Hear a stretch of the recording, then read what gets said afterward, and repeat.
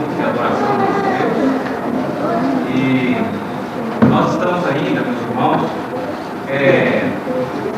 comemorando a ressurreição de Cristo. Ou seja, nós estamos no quinto domingo da Páscoa. E ainda num clima da ressurreição, na alegria da ressurreição de Cristo, nós vamos iniciar o nosso culto. Nós vamos nos reunir para adorá-lo, honrá-lo e bendizê-lo. Vamos fazer a leitura do Salmo 105. Rendei graças ao Senhor, invocai o seu nome, fazei conhecido entre os povos os seus feitos. Cantai-lhe salmos, narrai todas as suas maravilhas. Gloriai-vos o seu santo nome, alegre-se o coração dos que buscam o Senhor. Buscai ao Senhor e seu poder, buscai perpetuamente a sua presença. Lembrai-vos das maravilhas que fez, dos seus prodígios e dos juízos de seus lábios. Diante da sua majestade, dos seus feitos, adoremos ao nosso Deus com o hino de número 117. Convido a igreja a colocar-se de pé.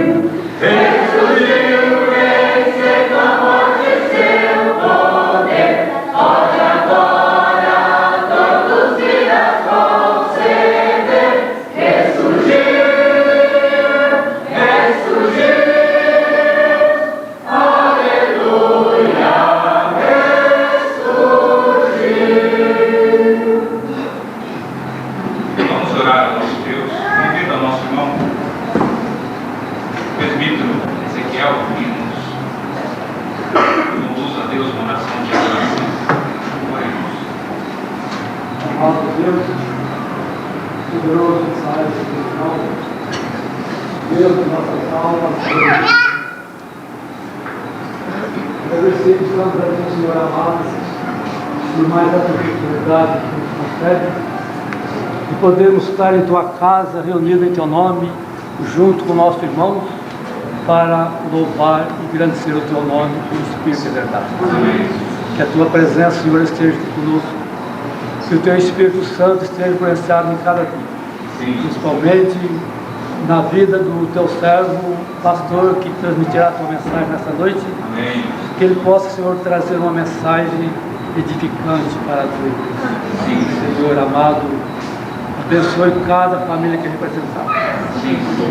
Abençoe todos os que estão necessitados de Ti. Amém. Tu, Senhor, abençoe. E que Tu, Senhor, faça que eles sempre vindo esse alegria. Amém, Senhor. Estar em Tua casa, hoje cantando. Amém. Abençoe, Senhor, todos os nossos irmãos, amigos, visitantes, que eles também, Senhor, recebam as bênçãos de Ti. Senhor, aceite a nossa gratidão por tudo que o Senhor nos tem dado. Também, Senhor, queremos render-te graça por esse momento tão alegre e feliz que estão passando em Tua presença. Ouve, ó Pai, a nossa oração. Perdoa os nossos pecados e salva-nos por amor de Cristo Jesus, é que nós oramos. Amém. A igreja ajudou e nos salvou, nos livrou do pecado, livrou-nos dos nossos pecados. E nós, com muita reverência, iremos confessar os nossos pecados diante do Senhor ressurreto. Antes, porém, convido a igreja a abrir suas Bíblias no Salmo de número 32. Fazer a leitura de forma responsiva. Os irmãos que têm a versão corrigida, atualizada, lerão comigo, e os demais farão responderão. Salmos de número 32. Bem-aventurado aquele cuja iniquidade é perdoada, cujo pecado é coberto. Bem-aventurado o homem a quem o Senhor não atribuiu pecado, e em cujo espírito não há engano. Enquanto falei os teus pecados, envelheceram os meus olhos, e os meus constantes gemidos todo o dia. Porém, dia e noite a tua mão pesava sobre mim, o meu rosto se tornou inseguidão de ti. Confessei o meu pecado, e a minha iniquidade não mais ocultei. Disse: confessarei ao Senhor as minhas transgressões, e tu perdoaste a iniquidade do meu pecado. Pelo que todo aquele que é santo orará a ti, a tempo de te poder achar, até transbordar de muitas águas, estas não chegarão. Tu és o meu esconderijo, tu me preservas da tribulação e me cercas de alegres cantos de livramento. Instruirei, ensinar-te-ei o caminho que deves seguir, guiar-te-ei com os meus olhos. Não sejais como o cavalo ou a mula, sem entendimento, os quais com freios e cabestos são dominados, de outra sorte não te obedecem. O ímpio se cuida de todos, mas aquele que confia no Senhor, a misericórdia será. Alegrai-vos no Senhor, regozijai-vos, ó justos, exultai, vós todos, que sois retos de coração. No verso 5 diz: confessei-te o meu pecado e a minha iniquidade, e não mais ocultei. Disse: confessarei ao Senhor as minhas transgressões, e tu perdoastes a iniquidade do meu pecado.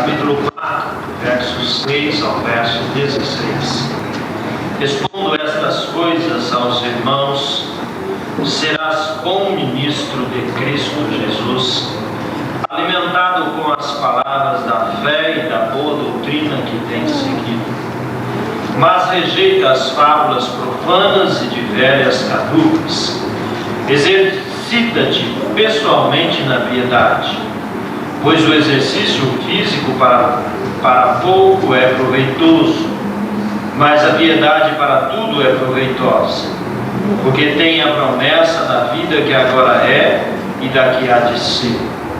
Fiel é esta palavra e digna de inteira aceitação. Ora, é para esse fim que labutamos e nos esforçamos sobremodo, porquanto temos posto a nossa esperança no Deus vivo, Salvador de todos os homens, especialmente dos fiéis. Ordena e ensina estas coisas. Ninguém despreze a tua mocidade. Pelo contrário, torna-te padrão dos fiéis na palavra, no procedimento, no amor, na fé, na pureza. Até a minha chegada, aplica-te à leitura, à exortação, ao ensino. Não te faças negligente para com o dom que há em ti, o qual te foi concedido mediante profecia, com a imposição das mãos do presbitério. Medita estas coisas e nelas se diligente, para que o teu progresso a todos seja manifesto. Tem cuidado de ti mesmo e da doutrina. Continua nestes deveres, porque fazendo assim, salvarás tanto a ti mesmo como aos teus ouvintes. Feche os teus olhos. Nós vamos tratar nesta noite de um tema de suma importância para a vida da igreja, para a vida do cristão. De suma importância, fundamental, né? Não há vida cristã sem esta parte importante, que é a reflexão bíblica.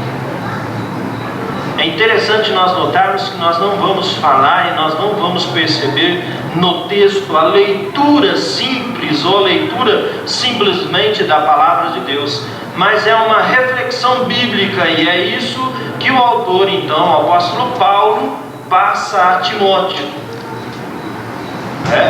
Quando ele vai dizer aplica-te, exercita-te, os verbos que ele usa nesse texto, incentivando, este jovem servo de Deus à leitura e à reflexão da palavra. Alguém poderia levantar e falar: pastor, mas aí ele está escrevendo diretamente a Timóteo. Sem dúvida nenhuma, é uma carta endereçada, um remetente para este servo de Deus, Timóteo. Mas eu perguntaria, então ela não serve para nós? Sem dúvida nenhuma, serve para nós. Porque o próprio Jesus vai dizer: não só de pão viverá o homem, mas de toda a palavra que procede da boca de Deus. Então é um dever, um privilégio do cristão ler, refletir, meditar na palavra de Deus. É interessante que hoje nós acompanhamos a caminhada da igreja no final do milênio, no início, um novo milênio. A gente percebe que a igreja está passando por uma transformação muito grande, e uma transformação litúrgica. E ao olharmos então essa transformação, alguns se fecham com medo, outros se abrem totalmente. Mas a gente percebe que essa transformação litúrgica, ela tem um objetivo claro, e a intenção então é atrair as pessoas para o culto. Intenção de atrair e envolver as pessoas na liturgia evangélica, vamos dizer. Então os cultos são muito animados, com palmas. Alguns extrapolam, vão à dança e dançam e fazem isso e fazem aquilo. O pastor, o dirigente, o oficial ali presente, tenta e trabalha de forma a aguçar e trazer na vida das pessoas uma emoção muito forte. Trabalha-se o emocionalismo. Então é muito choro, muito riso, a emoção vai realmente ao limite. O objetivo é fazer do culto mais atraente, mais envolvente. A espiritualidade é medida pela animação, pela vibração e pelos templos cheios. E o que se dá ênfase em louvor, testemunhos, e a palavra de Deus se torna então algo maçante, sacrificial. E principalmente para os adolescentes, vou puxar a orelha, que saem no momento do culto, na hora do sermão e da reflexão da palavra de Deus. E isso, meus irmãos, tem então gerado uma igreja doente, uma espiritualidade aparente, uma espiritualidade vazia. Não tem conteúdo. Por que disso? O próprio Jesus vai dizer: a palavra de Deus é alimento. A partir do momento que nós não nos alimentamos da palavra, como é que nós ficamos? Fracos. A nossa vida se transforma então num vazio, o estômago fica vazio, o estômago espiritual fica vazio. E sem dúvida nenhuma nós sabemos que a vida, a pessoa que não se alimenta, ela adoece até morrer. E assim também a vida espiritual. Todo aquele cristão que não se alimenta da palavra de Deus, ele enfraquece, adoece e morre. Não tenha dúvida disso. A reflexão bíblica, então, é um alimento indispensável para a fé cristã, e é isso que Paulo vai dizer e está dizendo a Timóteo. Aplica-te à leitura, aplica-te à reflexão, E aqui cabe a pergunta: o que é então a reflexão? O que é então essa leitura bíblica que Paulo trabalha na vida de Timóteo? É aquela leitura que nós fazemos então ao deitar, 5 minutos, cansado, dia atarefadíssimo, nós deitamos lá na cama e começamos a ler um versículo, 2 versículos e dorme. A leitura é a coisa mais gostosa para fazer a gente dormir, gente. Eu deitar na cama para ler alguma coisa, é 5 minutos eu durmo. Eu sou uma pessoa extremamente difícil de dormir, mas é ler deitado eu durmo. Esta leitura, esta aplicação, esta reflexão na palavra de Deus não pode ser feita desta maneira superficial. É preciso gastar tempo, é preciso gastar a nossa capacidade de pensar, de raciocinar, que é uma dádiva divina. Nós somos criados por Deus. Deus nos criou com a capacidade de raciocinar, de refletir. Então por que nós jogamos então essa capacidade fora? E olha, gente, essa é a tipo de uma mensagem que não agrada praticamente ninguém, porque a leitura é uma coisa difícil. Não é só a leitura da palavra de Deus, é a leitura de qualquer outro livro. A cultura brasileira não tem o costume de ler, tem o costume de sentar na frente da televisão e ficar ali observando, simplesmente observando.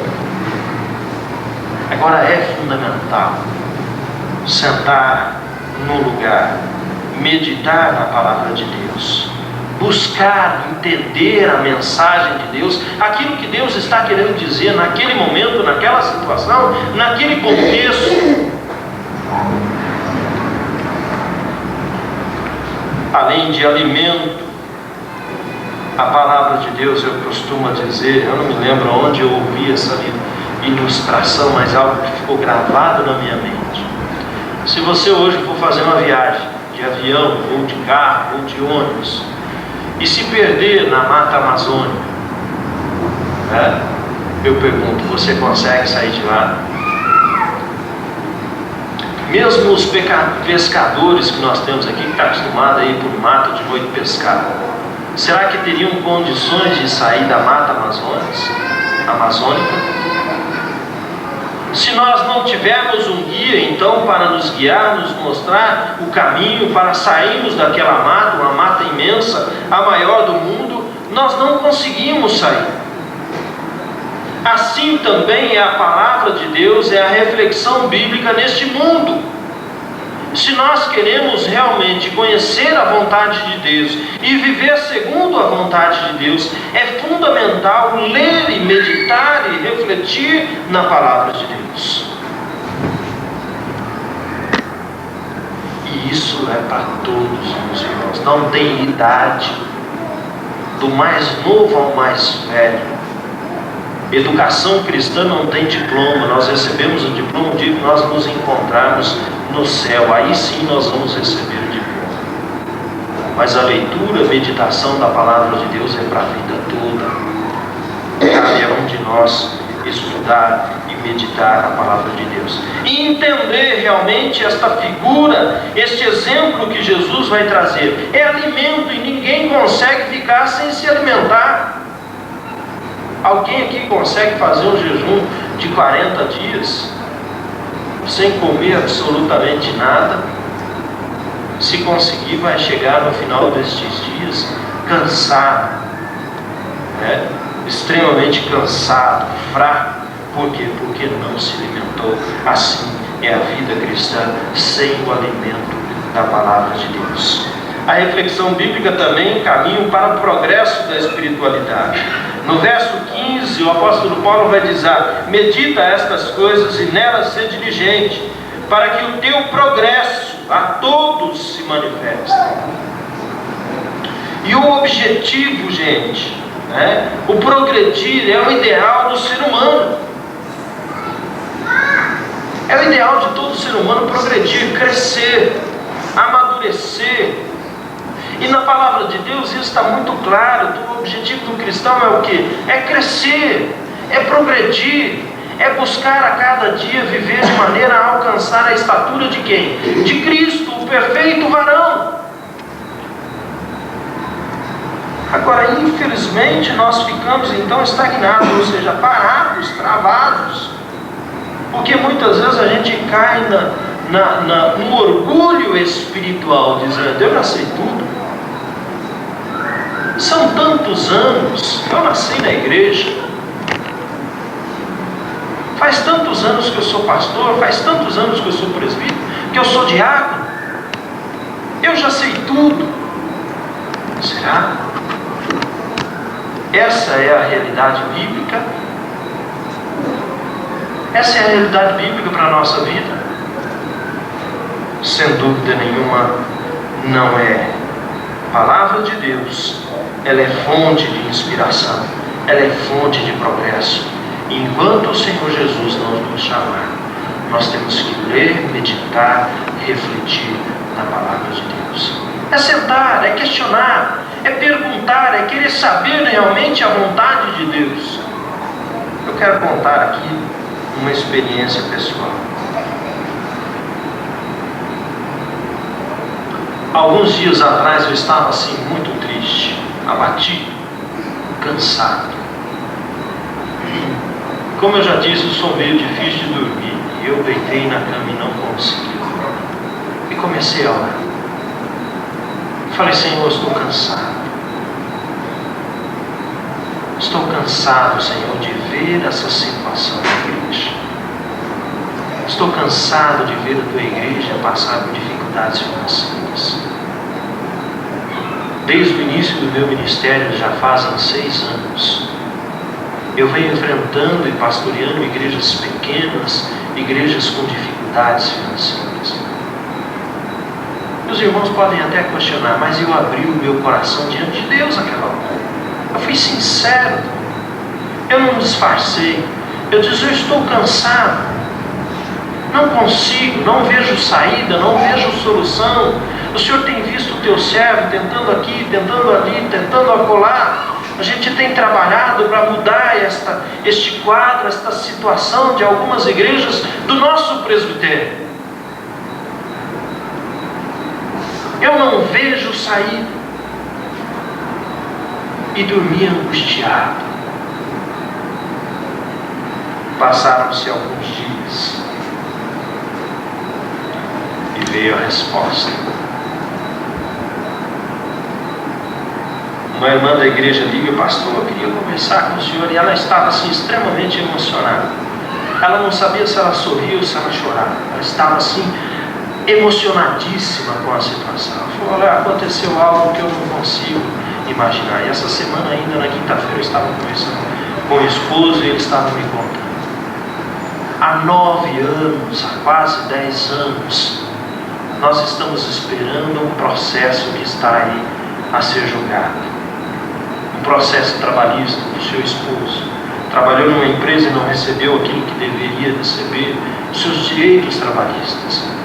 Há 9 anos, pastor, que esse processo está caminhando. E esses dias eu senti um desejo no coração: liga para o advogado. Já fazia muitos anos que ele não ligava nem para o advogado para saber como é que estava o processo. Liga para o advogado, liga para o advogado. Ele pegou e ligou. Ele ligou, o advogado ali a pouco ligou para ele desesperado. Falou: olha, liga aqui, me dá o número da tua conta, me dá o número da tua conta. Após 10 anos, ele recebeu aquilo que tinha de direito. E a primeira coisa que ele fez foi dar notícia. Nossa igreja estava com uma dívida no presbitério de R$4.500. Ele deu o dízimo de R$8.000. Gente, aquilo mexeu comigo tanto, porque eu tinha abrido o meu coração diante de Deus naquela hora. Eu falei: Senhor, eu não aguento mais. Eu não consigo ver mais a saída. E nesse momento o Senhor então mostra a saída. Muitas vezes a gente não consegue ver a saída, a gente não consegue enxergar a saída. E Deus mostra. E é necessário a gente parar diante de Deus e falar: Senhor, eu quero respostas. Ao ler a palavra de Deus, perguntar para Deus: questionar com todo respeito. Hoje de manhã a gente estudava a respeito do temor. Não estou dizendo para a gente desrespeitar Deus, mas abrir o coração diante de Deus. O porquê disso? E isto é refletir na palavra de Deus. É realmente buscar respostas na palavra de Deus. É ler a palavra de Deus com afinco. E olha, gente, tem um pastor aí muito famoso, ao escrever o livro, ele vai questionar este crescimento dos evangélicos no Brasil, que diz aí quase ser a maioria já no nosso país, entre os católicos e os evangélicos. E ele vai escrever avivamento total, analisando acerca do avivamento que acontece no nosso país. Ele vai dizer o seguinte, no final do seu livro, a conclusão: avivamento brasileiro. A igreja está crescendo, mas não está havendo transformação na sociedade. A igreja cresce, ou eu diria melhor, a igreja enche, mas não há uma transformação na sociedade. Por que disso? Porque são vidas vazias, sem o conteúdo da palavra de Deus, sem o conhecimento da palavra de Deus. Às vezes a gente vê cristãos dentro da igreja vivendo e pregando uma mensagem que não tem a mínimo apoio na palavra divina. E hoje nós estamos cansados de ver isso. Pessoas apoiando doutrinas, o apóstolo Paulo vai dizer, de velhas caducas, e ele aqui não está criticando as velhas, mas está dizendo daqueles que são caducos. Caduco o que é, gente? Pessoa que não pensa direito, que não raciocina, e não tem a capacidade de ver o que é realmente certo e o que é errado. E é isso que tem acontecido. Nós não sabemos o que é realmente vontade de Deus, o que é a vontade de Deus. E as coisas vão entrando dentro da igreja e a gente vai aceitando, vai dizendo aleluia, aleluia, e vamos lá. E heresias tremendas. As pessoas vendo demônio em tudo quanto é coisa, na cadeira, no violão, a barata passa, o pessoal vê demônio na barata. Consistência do conhecimento bíblico. Falta isso para a igreja. Olha, gente, os presbiterianos sempre foram conhecidos como aqueles que leram a palavra de Deus e que estudam a palavra de Deus. Sabe por quê? Porque isso é herança reformada. Isso é uma das lutas, da reforma. Calvino lutou, Lutero lutou para que o povo tivesse o direito de ler a palavra de Deus. E hoje nós não valorizamos, não damos valor nesse presente maravilhoso que é este livro da vida. E aí o que acontece? Ao invés de progredir, começa a regredir. Maturidade cristã. E infelizmente, gente, eu digo isso com pesar no coração, sem julgar, mas há pessoas velhas dentro da igreja, velhas, que não têm maturidade espiritual. Isso é uma coisa séria, muito séria. Falta o estudo da palavra de Deus. E não é só pessoas velhas, eu abro espaço para todos. São pastores, são presbíteros, são diáconos, são membros de igreja, são todos. Pessoas sérias, mas que infelizmente deixaram de meditar na palavra de Deus e caíram então no erro teológico, na heresia, imaturidade, diante das dificuldades que a igreja tem que enfrentar. A reflexão bíblica também é garantia de resultados. O apóstolo Paulo vai dizer no último verso, a parte B, continua nestes defeitos, porque fazendo assim, salvarás tanto a ti, como aos teus ouvintes. O meditar da palavra de Deus, a reflexão bíblica, essa dedicação, esta aplicação de Timóteo, levaria então a salvar a sua vida, e também a vida daqueles que e que ouviam a palavra pregada através de Timóteo. Falta então uma reflexão bíblica séria que leva à prática. Tornai-vos, pois, praticantes da palavra de Deus e não somente ouvintes. É fundamental, gente. Por isso que uma mensagem a respeito da reflexão bíblica, ela não é uma mensagem incentivando o intelectualismo, ela não é uma mensagem incentivando simplesmente a leitura, mas ela é uma mensagem que nos traz a realidade de Cristo. Porque a partir do momento que nós começarmos a refletir seriamente na palavra de Deus, nós vamos ver a necessidade, a grande necessidade de praticar tudo aquilo que nós estamos lendo e estudando.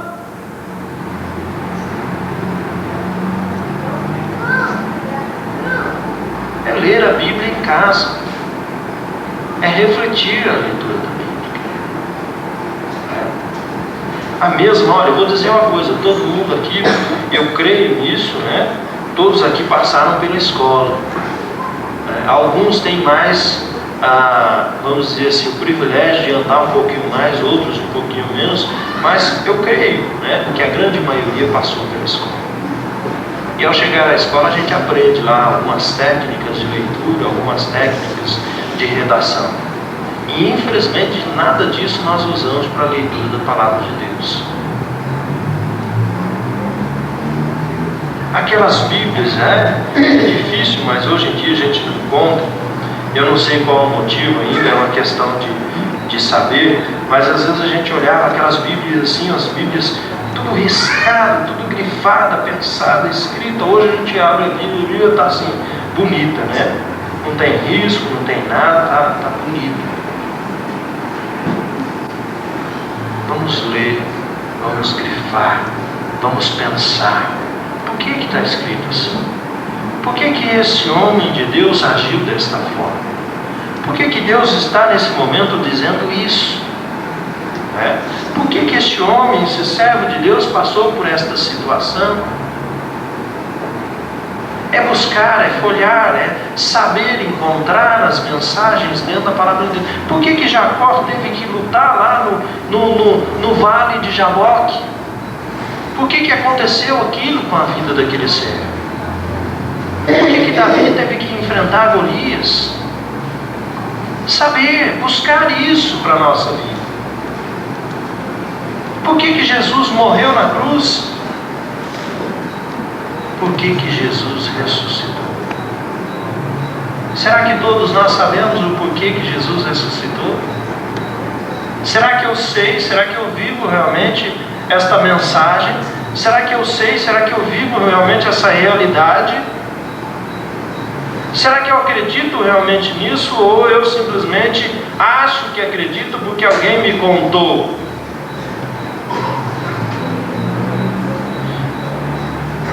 Reflexão bíblica, estudo da palavra de Deus.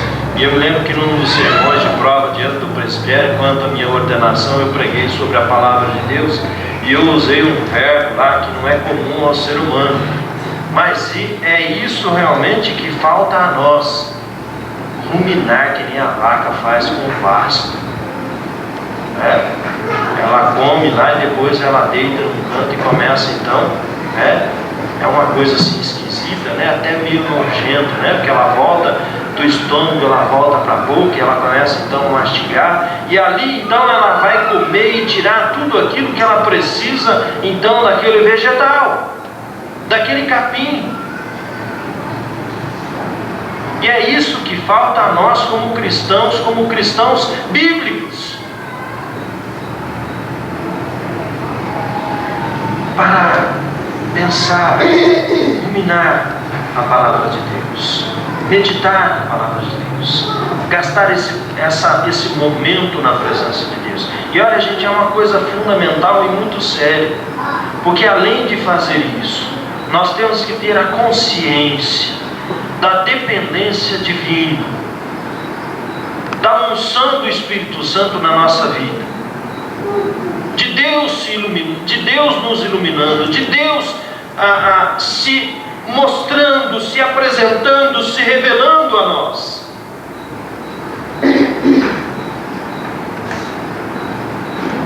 falta então gastar tempo diante da palavra de Deus, que é o livro da vida, que é o alimento necessário para a nossa existência como cristão. E infelizmente nós temos agido de maneira negligente diante da leitura da palavra de Deus. E todo aquele que se alimenta mal, que come um alimento de qualquer jeito, não mastiga direito, o que acontece? É úlcera. Não é? Não é isso que os médicos falam aí? Que a pessoa come rápido, não mastiga, não engole, dali um tempo sai uma úlcera. Uma gastrite, uma úlcera, né? Fica uma pessoa anêmica porque o alimento não faz a digestão direito. Assim é a palavra de Deus na nossa vida, a partir do momento que nós não mastigarmos e não nos alimentarmos de maneira correta deste livro, que é fundamental para a nossa vida. Amém. Eu exterior, minha pura nada tem valor. Jesus Cristo está olhando o meu interior. Importante é quem está dentro de mim. Por isso, ó Deus, canto como Davi, brilha em mim um puro coração, renova meu espírito, me faça crescer, pois contigo serei um novo ser, um novo ser, um novo ser.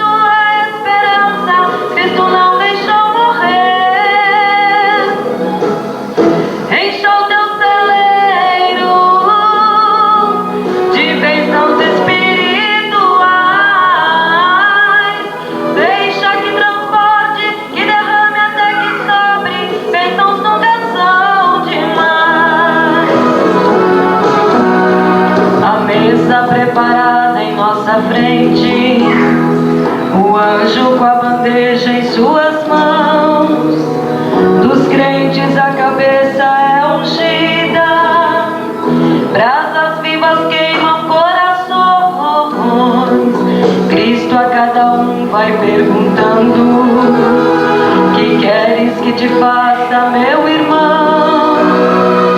Hoje as bênçãos vêm em abundância, estenda a Jesus Cristo a sua mão. Pegue a tua parte, irmão, a mesa está bem farta. Pegue em abundância, pois a tua esperança Cristo não deixou morrer. Encha teu celeiro de bênçãos espirituais, deixa que transporte e derrame até que sobre, bênçãos nunca são demais. A comida dessa festa é muito pura, as bênçãos vão de cura, ressurreição. Cegos, mudos, surdos, cancerosos recebem nessa festa a perfeição. A entrada é franca, não precisa ingresso, basta crer no nome de Jesus. Nem ser milionário e ter sucesso, é só tocar no sangue lá da cruz. Pegue a tua parte, irmão, a mesa está bem farta. Pegue em abundância, pois a tua esperança Cristo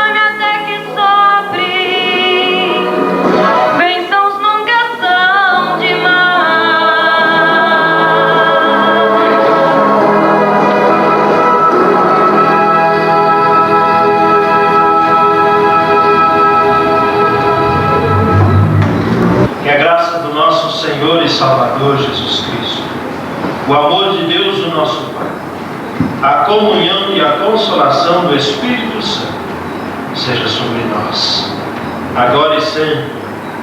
Amém.